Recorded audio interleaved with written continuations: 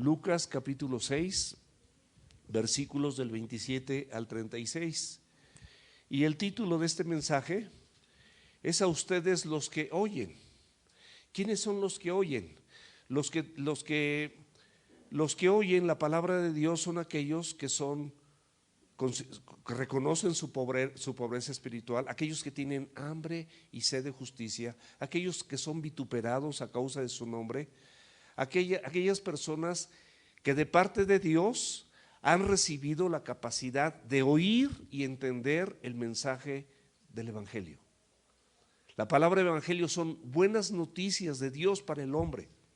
Lamentablemente muchas veces la condición, el orgullo, la arrogancia, la sabiduría de los hombres nos impide tener una disposición correcta cuando nosotros escuchamos la Escritura. Cuando nosotros escuchamos la Escritura tenemos que hacerlo con atención. Es importante que repasemos lo aprendido. Es importante que escudriñemos la Biblia, que meditemos en ella, que la memoricemos y la guardemos en nuestro corazón para que el día de mañana demos fruto y nos multipliquemos en otros. Ese es el propósito central de la Escritura. Y bueno, el Señor Jesucristo, como hemos visto, les hablaba, pero no todo el mundo entendía. Hay gente que no entendía.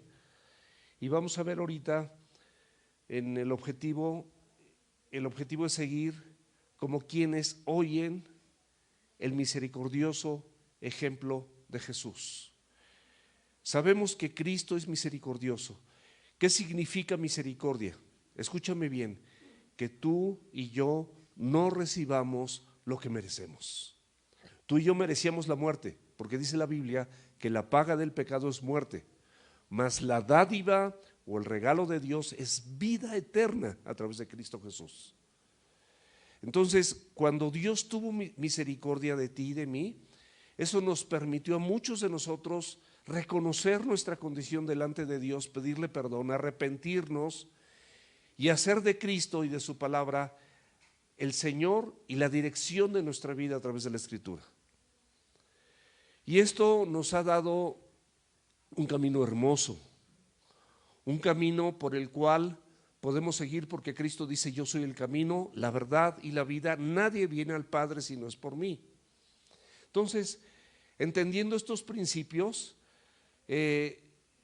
nosotros podemos seguir como quienes oyen y ser misericordioso como Cristo es misericordioso.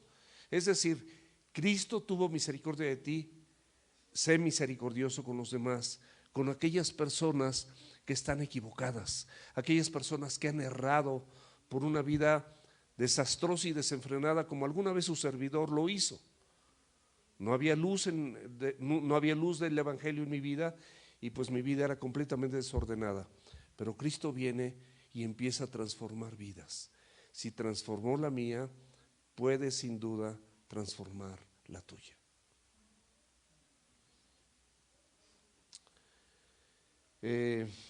Esto que vamos a ver a continuación, relacionado con las bienaventuranzas, porque las bienaventuranzas, como las conocemos, las ubicamos perfectamente bien en Mateo 5, el 6 y parte del 7. Allí ubicamos las bienaventuranzas.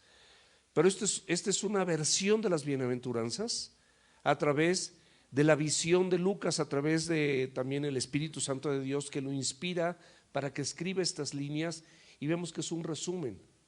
Pero vemos que estas bienaventuranzas son enseñadas por Jesús ¿a quiénes? A sus discípulos, es decir, personas que se han arrepentido y que están siguiendo a Cristo y están siguiendo las enseñanzas del Maestro. Las bienaventuranzas están perfectamente bien dirigidas a los discípulos para que como hijos de Dios sepan cómo deben de andar, dónde deben de caminar, cómo deben de conducirse. No es una enseñanza de cómo entrar al reino de los cielos. Hay personas que piensan erróneamente que si llevan a cabo, desarrollan en su vida a través del esfuerzo personal las bienaventuranzas, alcanzarán salvación. Esto no es así. Justamente las bienaventuranzas son para los que ya alcanzamos la salvación, los que por la gracia de Dios ya entendimos que necesitamos de Él y necesitamos de su preciosa palabra, las bienaventuranzas nos enseñan a cómo conducirnos en este mundo. Es algo diferente a lo que normalmente nosotros pensamos. Nos enseñan a cómo andar en el reino. Ya somos del reino, ¿cómo andamos en el reino? No son pasos para ser salvos. Esto es muy importante que lo entendamos. Sino son los caminos o el camino donde nosotros como salvos tenemos que andar. ¿Cómo es nuestra conducta? Ahora, ¿hacia quiénes se dirigen o qué características tienen aquellas personas que oyen? Primeramente son pobres. Bienaventurados los pobres, porque ellos alcanzarán consolación. Dice la Escritura que nosotros a través de todo eso reconocemos la total incapacidad que tenemos de pararnos delante de Dios. No somos dignos de pararnos delante de Dios, porque la paga del pecado es muerte y fuimos destituidos. Pero la gracia, el amor y la misericordia de Dios a través de los sacrificios y los méritos de Cristo nos dan la posibilidad de accesar ese reino. Entonces, nosotros como pobres en espíritu podemos tener o reconocer esa incapacidad espiritual que nosotros tenemos para estar delante de Dios. No solo para entrar al reino, sino ya estando dentro. O sea, es una condición regular del creyente. No porque compartamos la Biblia o porque hayamos memorizado algunos versículos o tengamos la posibilidad de predicar la Escritura, eso nos hace mejor. Al contrario, seguimos reconociendo la capacidad espiritual que tenemos para estar delante de Dios. Porque sin Cristo, mis amados, no podemos hacer nada. Él es la vid y nosotros simplemente somos los pámpanos. Separados de Él, ¿qué dice la Biblia? Nada podemos hacer. Si tú eres un predicador que conoces mucha Biblia, que has predicado en muchas iglesias, que has a lo mejor tomado muchos seminarios, has dado muchas clases y todo eso, y piensas que por eso ya no eres pobre, sino tienes sabiduría y eres una persona sabio, quiero decirte, mi amado y mi amada, que está equivocada esa idea.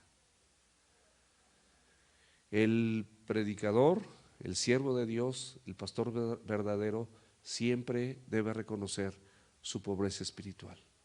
Un corazón quebrantado, un corazón dolido por muchas razones, porque Dios nos expone a muchas cosas y nosotros simplemente nos damos cuenta que no tenemos la capacidad de cumplirlas si Cristo no viene a capacitarnos. Si Cristo, aquí hay lugar, si Cristo no viene a establecer su reino en nuestra vida. Entonces, esta pobreza espiritual no significa que es el acceso al reino o la permanencia en el reino, sino simplemente debemos de entender que esto no es otra forma, no hay otra forma, sino a través de la gracia y la voluntad de Dios. Otra característica para aquellas personas que oyen la palabra de Dios son personas que tienen hambre y sed de justicia. Tienen hambre de la palabra, y dice Romanos capítulo 3 versículo 22, si quieres abrir la Biblia por favor, dice: la justicia de Dios por medio de la fe en Jesucristo. O sea, somos justificados gratuitamente por Él. No podemos declararnos justos hasta que Él nos declara justos, justos a sus ojos, y de esa manera podemos acceder al reino, y de esa manera también viene la convicción en tu corazón y en el mío de buscar primeramente el reino de Dios y su justicia, sabiendo que las demás cosas vendrán por añadidura. Esto puede revolucionar lo que hemos entendido, lo que hemos aprendido, pero es la verdad. Conociendo que estamos en el reino, conociendo que Él nos justificó gratuitamente, siendo hambrientos de esa hambre y sed de justicia, valga la redundancia, podemos buscar no las añadiduras, sino primeramente el reino. Entonces, en ese momento empezamos a establecer prioridades. Muchas veces las prioridades están alteradas, están cambiadas y no las tenemos claras. Y la necesidad más grande del hombre, mi amado, mi amada, solo puede ser saciada por Cristo y por su palabra. No hay otra forma. No hay fórmulas, no hay recetas, solamente Él. Las personas que oyen son aquellas personas, las que oyen la palabra con beneplácito para ponerla por obra. Son personas que por la gracia de Dios lloran su condición de pecado. Todos hemos pecado, mis amados. Todos le hemos fallado a Dios de muchas maneras. Solamente Cristo transitó esta tierra sin pecado. Solamente Él. Ninguno de nosotros. Ninguno de nosotros tenía esa capacidad para vencer el pecado si no es a través de Cristo. Pero cuando pecamos, amados, pues muchos de nosotros hemos llorado nuestro pecado, porque nos duele fallarle a Dios, nos duele reconocer nuestra condición lamentable y requerimos, al llorar nuestro pecado y arrepentirnos, requerimos del perdón de Dios, por supuesto. Sin derramamiento de sangre no hay remisión de pecados y tampoco no son lavados nuestros pecados. Si confesamos nuestros pecados, Él es fiel y justo para perdonar nuestros pecados y limpiarnos de toda maldad. Entonces, cuando nosotros lloramos por esa condición de pecado, podemos reconocer nuestra naturaleza que continuamente nos lleva a ser tentados porque tenemos una naturaleza corrupta. Aunque hay una nueva naturaleza dentro de nosotros, un nuevo hombre, segunda de Corintios 5:17, de modo que si alguno está en Cristo, nueva criatura es, las cosas viejas pasaron, he aquí todas son hechas nuevas. Pero eso, cada vez que tú le falles a Dios y que ya eres de Cristo, pues te va a doler. Si verdaderamente eres un hijo de Dios, eres un creyente verdadero, te va a doler. Una cosa es que peques y otra cosa es que practiques el pecado. Son dos cosas completamente diferentes. Una cuarta característica de los que oyen son aquellos que se gozan y se alegran en la persecución, porque por el mundo son aborrecidos, por el mundo son discriminados, por el mundo son insultados, por el mundo son perseguidos a causa de Cristo y a causa del Evangelio. Y aunque no es agradable ser aborrecidos, ser insultados, ser discriminados, nosotros, por supuesto, con la ayuda de Dios podemos gozarnos porque sabemos y entendemos que nuestro galardón, nuestro premio, no está aquí en la tierra, está en el cielo, está con el Salvador. Y esto cambia la perspectiva cuando nosotros sufrimos a causa del nombre de Cristo, a causa de compartir la palabra de Dios. Primera de Pedro capítulo 2 versículo 9 nos dice la Biblia, dice: mas ustedes son linaje escogido, real sacerdocio, nación santa, pueblo adquirido por Dios para que anuncies las virtudes de aquel que es Cristo, que te llamó de las tinieblas a su luz admirable. Estabas en tinieblas igual que yo, mi amado. Todos nosotros, sin excepción, estábamos en tinieblas, errando de una manera y de otra. Adulterio, fornicación, iras, contiendas, disensiones, herejías, maledicencias, pleitos, borracheras, muchas cosas. Y la Biblia nos dice que nosotros nos encontrábamos en esa condición y Él nos rescató de esa condición de tinieblas y nos llevó a su luz admirable. ¿Cómo no podemos estar agradecidos? Cuando nosotros vivimos el Evangelio es por gratitud y por la capacidad que Él nos otorga a través del Espíritu Santo de Dios, que le da vida a todo aquello que vamos escuchando, porque el Espíritu vivifica la Escritura. Nosotros, mis amados, lamentablemente sabemos perfectamente bien cómo conducirnos en el mundo. Todos nosotros sabemos bien. Sabemos cómo conducirnos en el reino de las tinieblas también.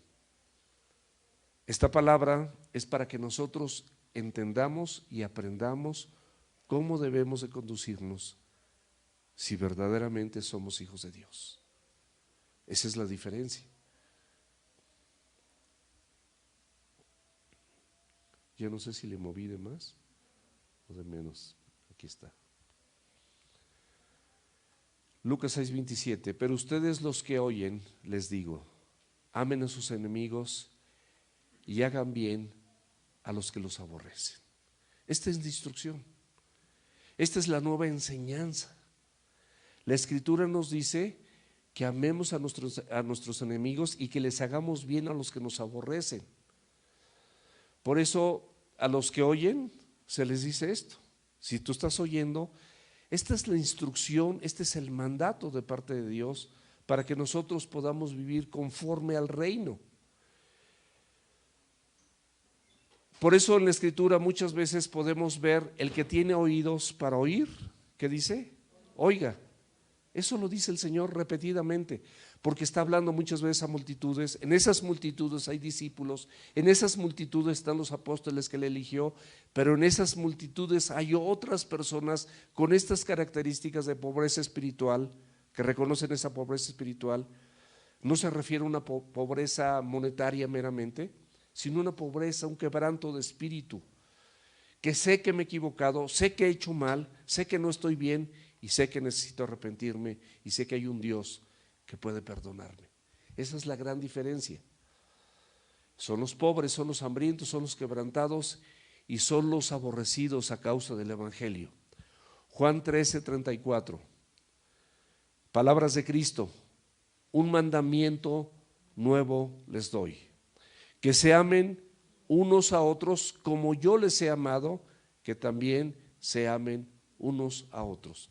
Esta es una diferencia o es una enseñanza diferente a lo que los escribas y fariseos hacían o creían o leían en el Antiguo Testamento.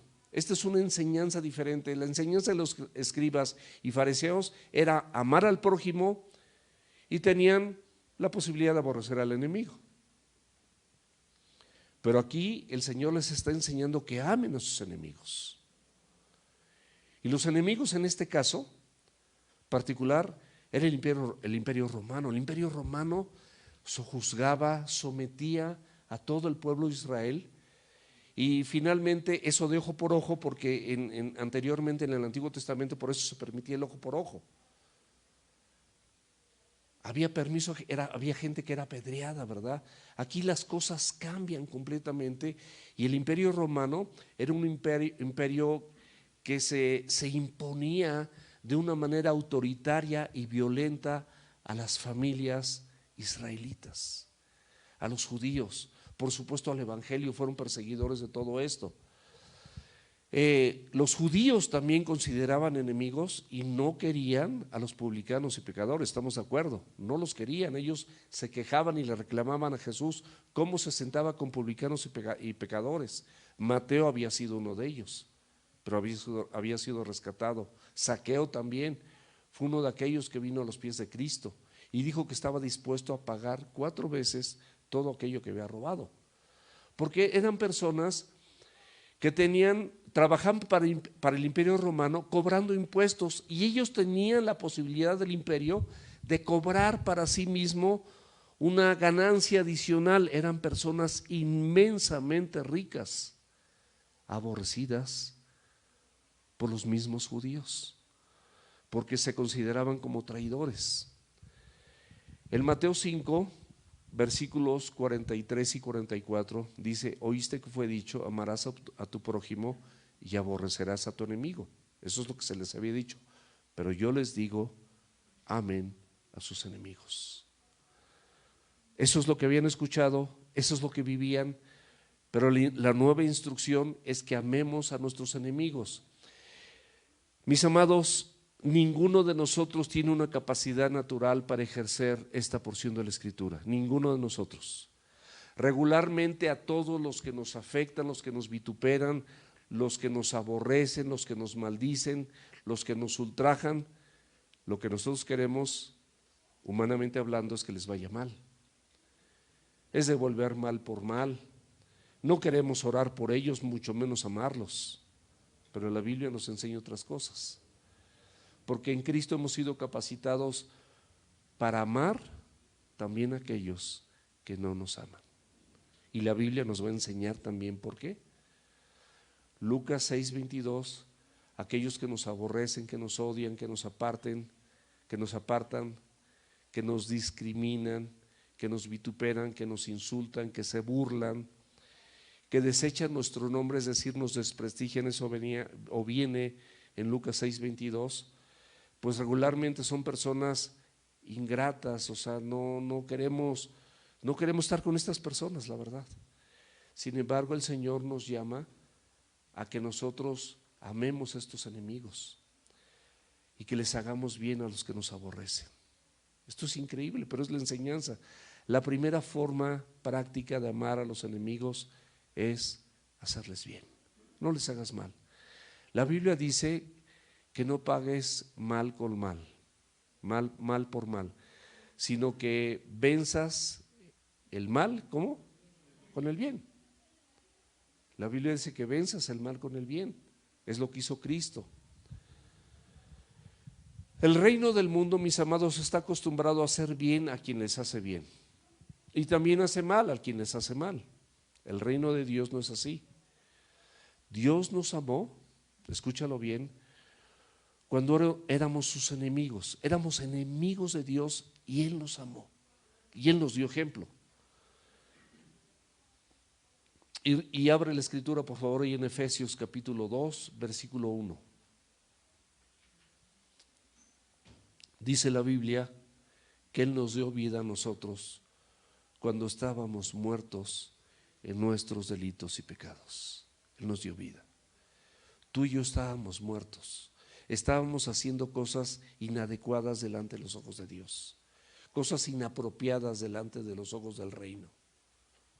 Y Él nos amó, nos dio vida. Nos dio vida a través de Cristo. Esto es maravilloso, mis amados.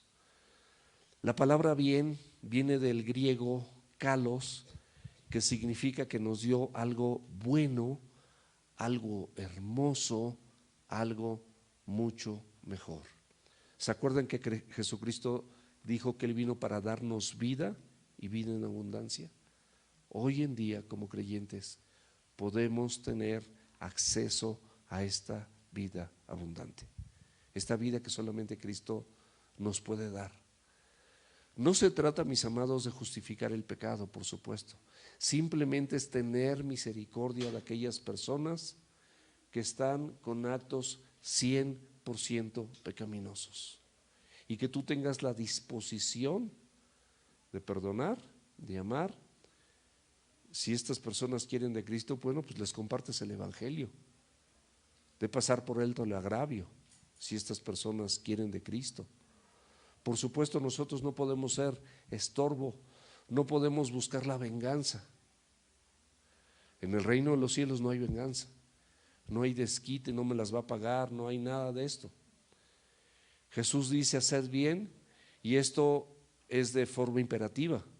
Esto es un mandato. Esta es una acción permanente de todo creyente verdadero. Esto es algo que debemos hacer, porque el Señor nos los pide. 1 Tesalonicenses capítulo 5, versículo 15, la Biblia nos dice claramente, dice: mirad que ninguno pague mal a otro, o mal por mal. Antes seguir siempre lo bueno, unos para con otros y para con todos. O sea, no hay acepción de personas en el reino de los cielos. Nosotros somos llamados a vivir de manera correcta, no pagar a nadie con mal. Somos llamados a vivir conforme a las enseñanzas del reino, que es haciendo el bien.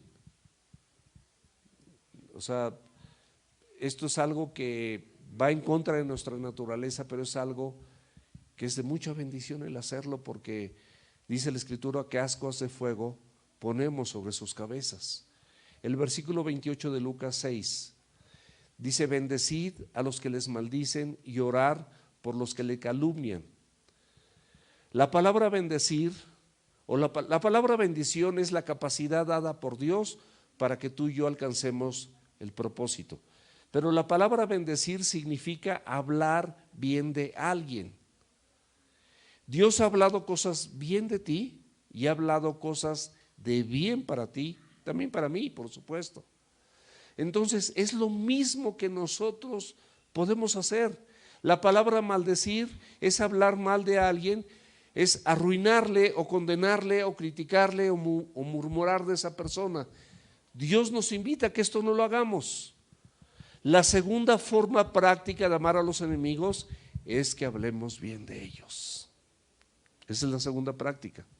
Primera de Pedro capítulo 3 versículo 9 dice: no devolviendo mal por mal, ni maldición por maldición, sino por el contrario, bendiciendo, sabiendo que fuisteis llamados para que heredes bendición. Primera de Pedro capítulo 2 versículo 23 dice: quien cuando te maldicen, cuando le maldecían, no respondía con maldición. Cuando padecía no amenazaba, sino encomendaba la causa al que juzga justamente. La Biblia está llena de pasajes escriturales que nos exhortan a cambiar nuestra forma de ser, nuestra forma de actuar, nuestra forma de pensar y ser luz para la gente. Realmente es cuando en el antagónico siempre vamos a ser luz. Dice: y orad por los que los calumnian. La tercera forma práctica de amar a los enemigos es orando por ellos. Esta semana y la pasada, yo regularmente, pues yo no tengo enemigos, pero hay personas que se han portado mal, pero esas personas tienen el problema, no lo tengo yo. La gente que se porta mal es la que tiene el problema, no lo tienes tú, y ora por ellos. Yo estuve orando por un par de personas que no han actuado bien, pero hay que orar por ellos, es lo que la Escritura nos dice, porque quizás en algún momento Dios les conceda que se arrepientan. Todo esto pues habla de insultos, de difamación, de amenazas. Hay gente que así actúa, amenaza, insulta, difama. Pero el ejemplo del Señor Jesucristo: Padre, perdónalos, porque no saben lo que hacen. ¿Se acuerdan de Esteban? Ahí en Hechos 7, que fue apedreado. Bueno, dice: puesto de rodillas, clamó a gran voz: Señor, no les tomes en cuenta este pecado. Y habiendo dicho esto, durmió. Eso es lo que nos enseña la Escritura.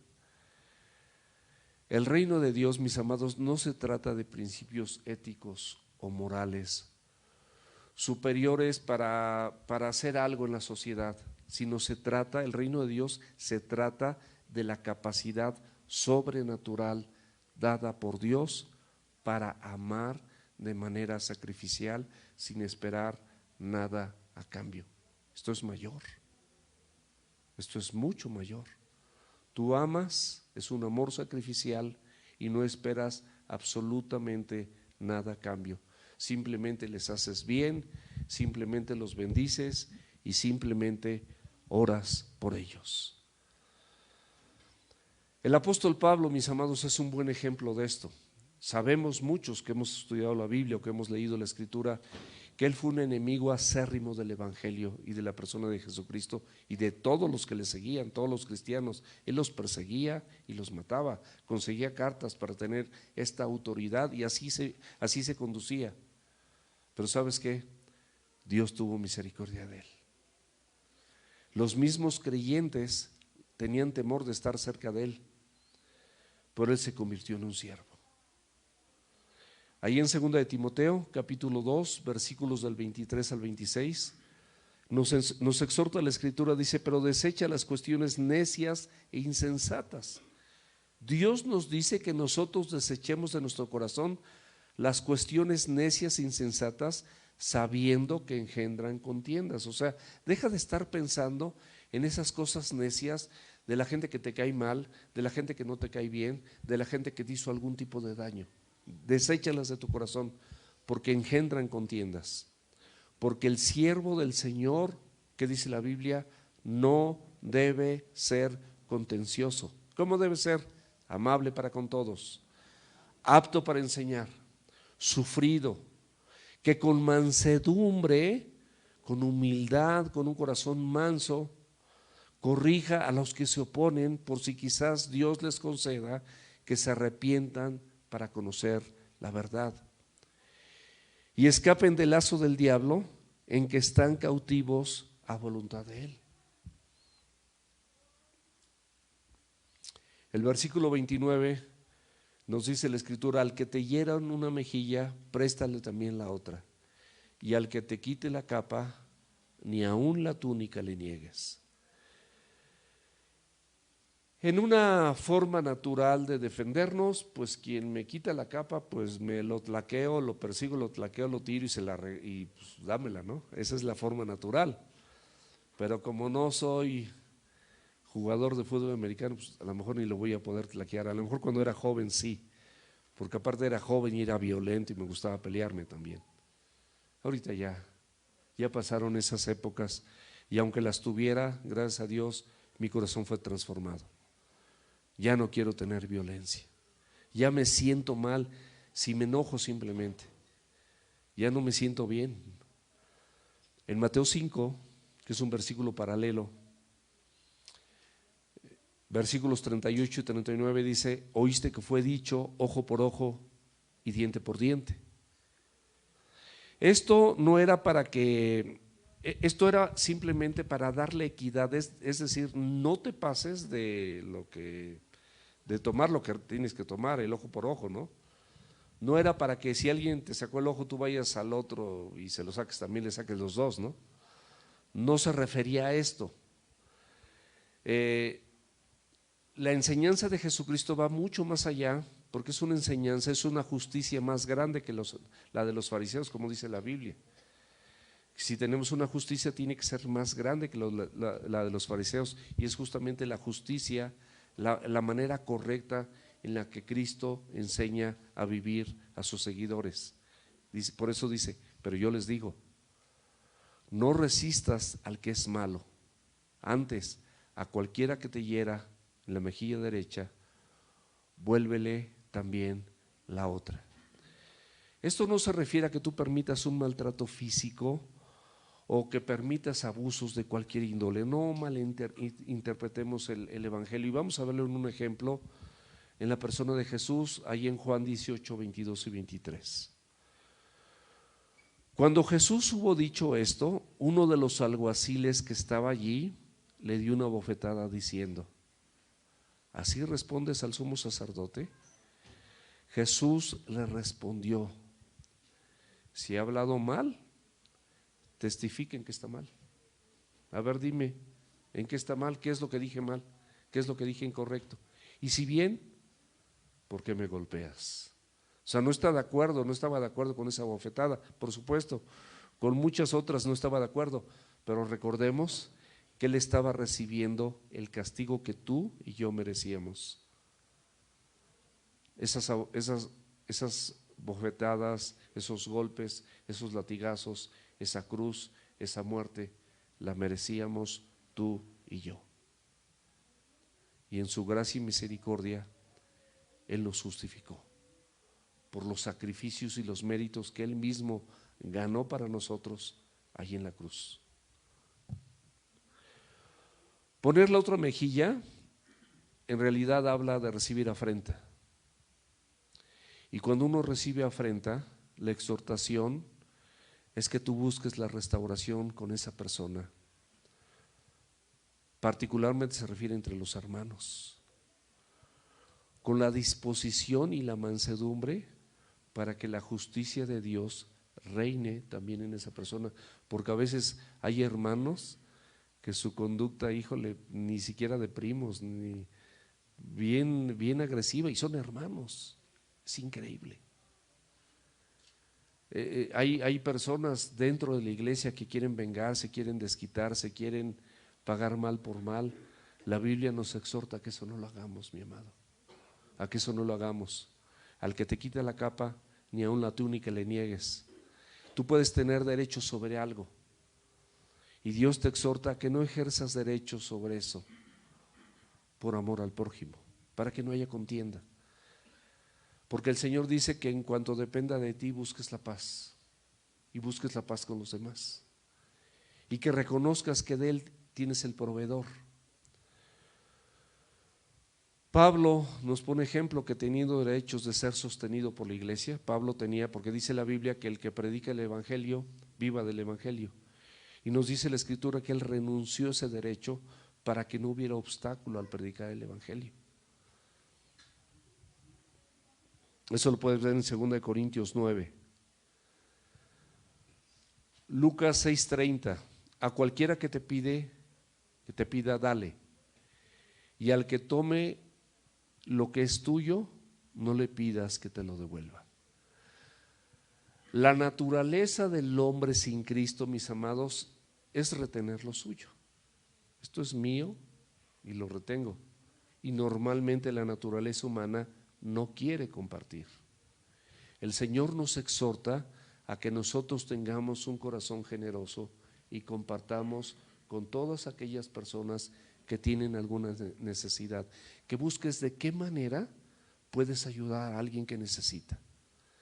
Hay personas aquí en la iglesia que necesitan a lo mejor algo de ti, tú lo tienes y los puedes ayudar, hay que hacerlo. O alguna persona que nos visita, ¿verdad? Eso no lo sabemos.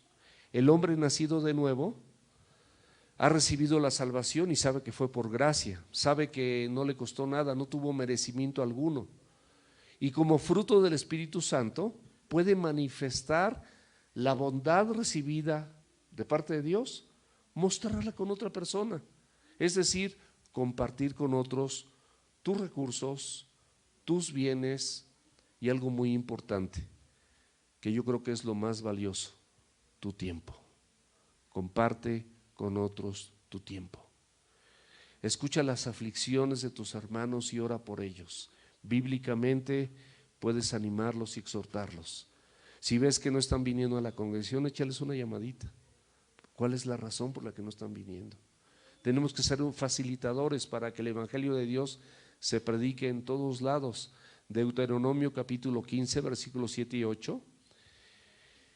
Dice, cuando haya en medio de ti menesteroso de alguno de tus hermanos, por eso habla de tus hermanos, en alguna de tus ciudades, en la tierra que el Señor tu Dios te da, no endurezcas tu corazón, ni cerrarás tu mano contra tu hermano pobre, sino que abrirás a él tu mano liberalmente y en efecto le prestarás lo que necesite.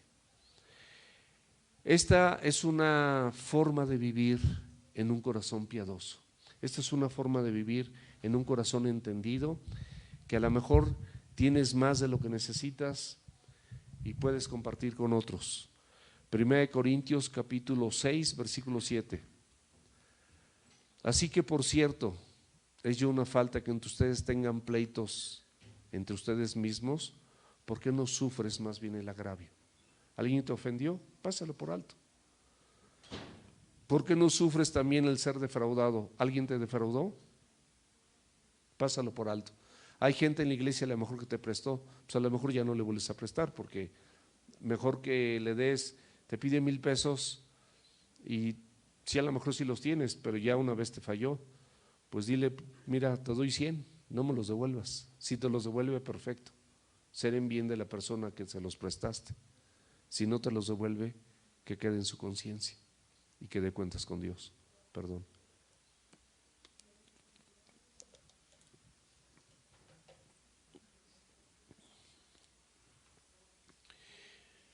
Y como quieras que hagan los hombres con ustedes, así también hacer ustedes con ellos. ¿Cómo quieres que sean contigo? Esto es un mandamiento imperativo de hacer con los demás lo que justamente quieres que hagan contigo. Que te hablen, que te amen, que te respeten, que te aconsejen, que oren por ti. Todo eso que tú quieres que hagan los otros contigo, empieza a hacerlo tú con ellos. En el mundo, filosofías, inclusive como la de Confucio, dice: no hagas con otro lo que no quieres que te hagan a ti. Pero esto es una filosofía 100% nada más pacificadora. La de Cristo es más alta. Haz con los demás lo que quieras que hagan contigo.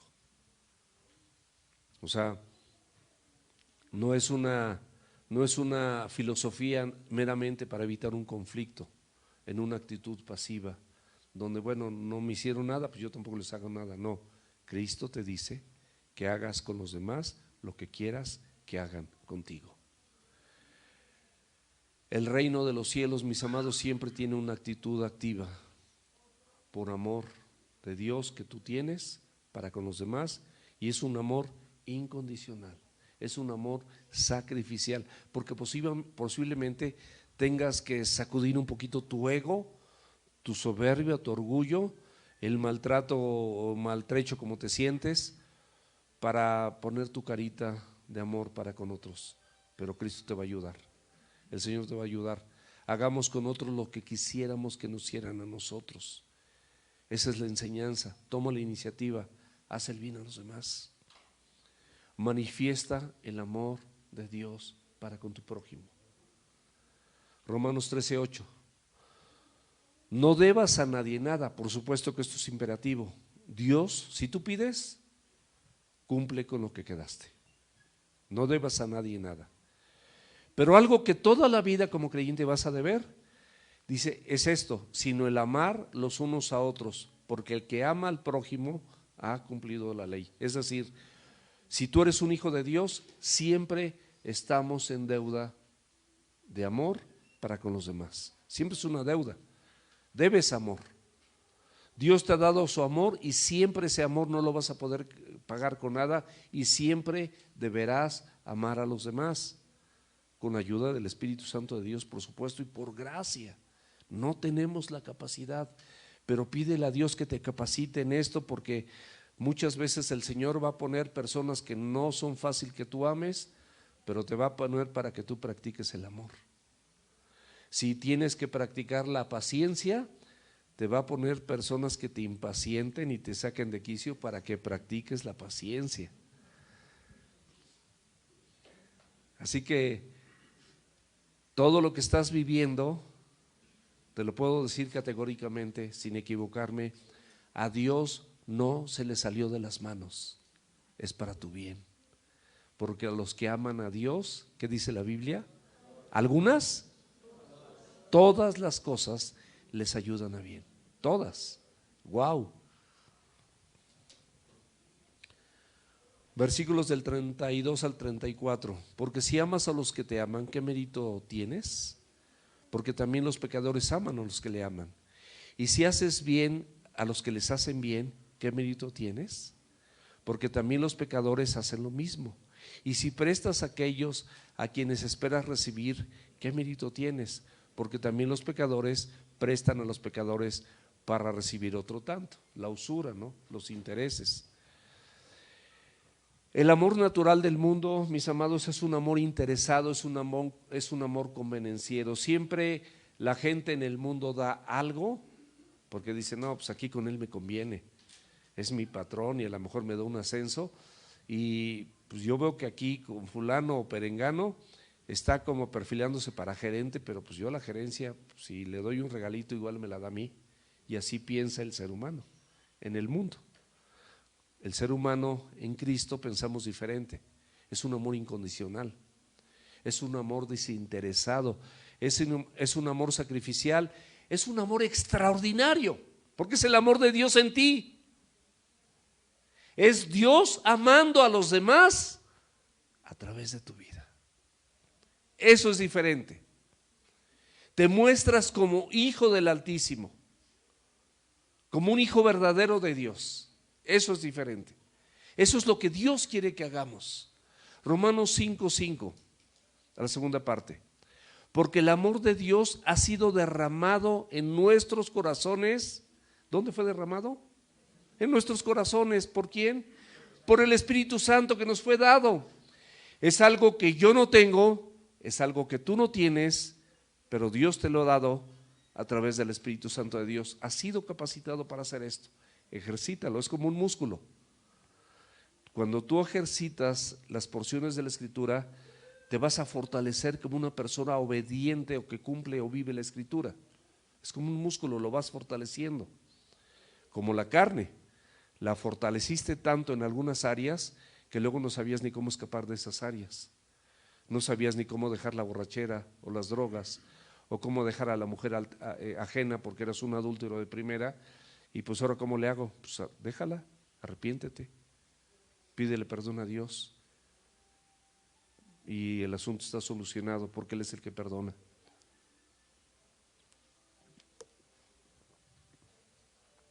Creo que el bebé es el más atento de la reunión. No, están todos atentos.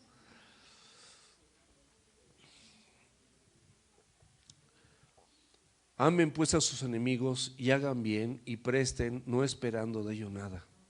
Y será su galardón grande. Y seréis hijos del Altísimo, porque Él es benigno para con los ingratos y malos. El amor sacrificial, mis amados, por supuesto que va a recibir un premio. No esperes este premio aquí, espéralo del Señor.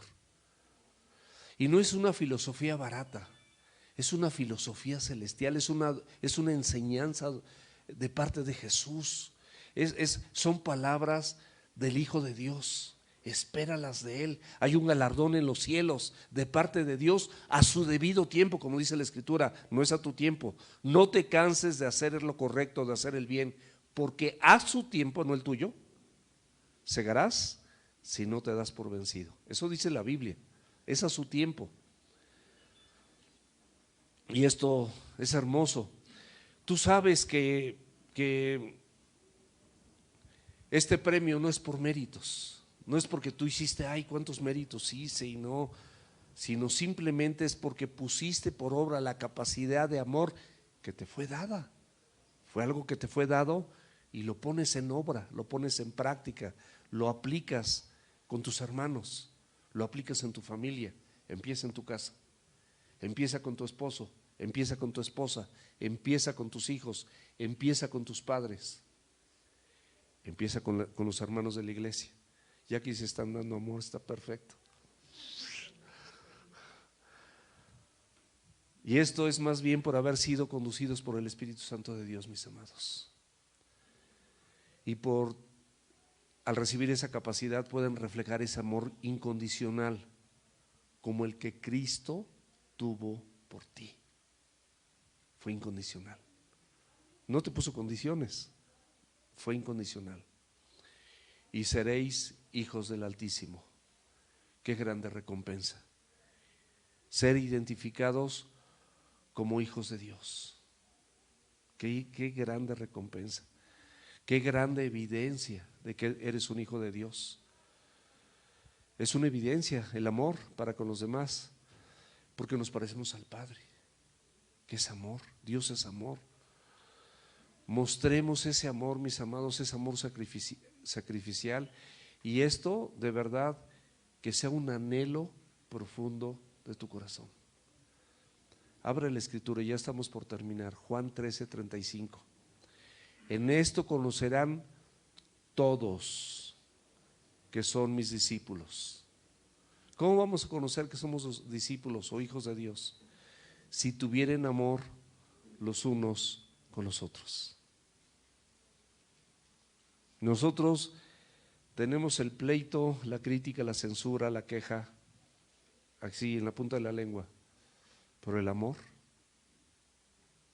no nos olvidemos del amor. Ser pues misericordiosos como también nuestro Padre es misericordioso. Jesús concluye esta enseñanza con la misericordia. No le des a la gente lo que se merece. El ser misericordiosos, mis amados, para los creyentes es un mandamiento, es imperativo. Con esto concluye la enseñanza.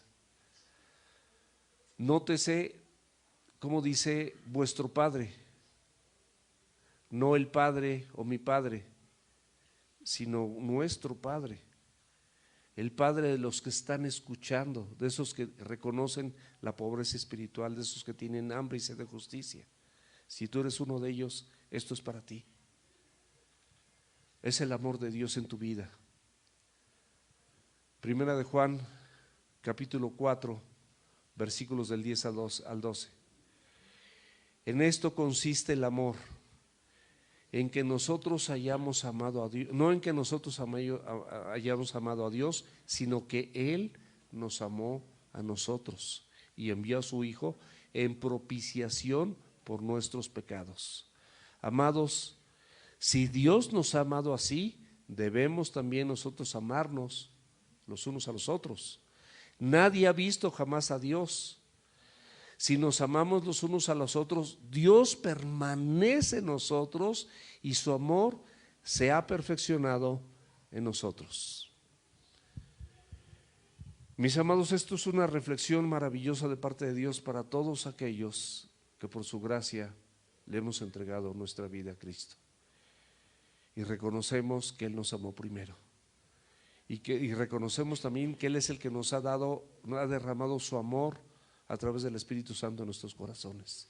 Y que por esa razón nosotros tenemos la capacidad de amar. Y si tú tienes la capacidad de amar, también Dios te va a capacitar para que perdones. También Dios te va a capacitar para que pases por alto el agravio. El perdón, el pasar por alto el agravio, la gracia, el amor, la misericordia, van ligadas toda la vida del creyente. No te podrías relacionar con los demás si tú no estás perdonando constantemente, si no pasas por alto el agravio. Todos tenemos 1000 defectos, mis amados. En casa conocen perfectamente bien los defectos del papá y de la mamá, se conocen perfectamente bien los defectos de los hijos, se conocen los defectos entre esposos, pero en Cristo, mis amados, podemos pasar por alto todo eso y amarnos los unos a los otros, practicarlo en el hogar, traerlo a la iglesia y fuera de las paredes de la iglesia. Que nos caractericemos por ese amor para con todos. Vamos a orar. Dios precioso, muchas gracias por esta palabra que tú nos has dado, Señor, por estas instrucciones que nos das como hijos tuyos. No tenemos la capacidad natural para ponerlas por obra, pero te suplicamos que tú nos dotes, que tú nos capacites para que podamos amar primeramente a todos los de nuestra casa, después de amarte a ti, por supuesto, amarte a ti por sobre todas las cosas, y nuestro prójimo, que es el más cercano al de nuestra casa, como a ti mismo. También a los hermanos de la iglesia, Señor. Pasar por alto el agravio, las ofensas. Sana nuestros corazones, Señor. Limpia nuestros corazones. Quita toda censura, toda crítica, toda murmuración, toda situación pecaminosa de este cuerpo corrupto, Señor, donde siempre nos encontraremos luchando. Pero el Espíritu Santo de Dios se opone a las obras de la carne para que no hagamos lo que queramos, Señor. Y gracias por eso. Gracias por esta palabra, Señor, que nos das a todos nosotros. Ayúdanos a ponerla por obra y bendice a cada familia aquí representada en Cristo Jesús. Amén.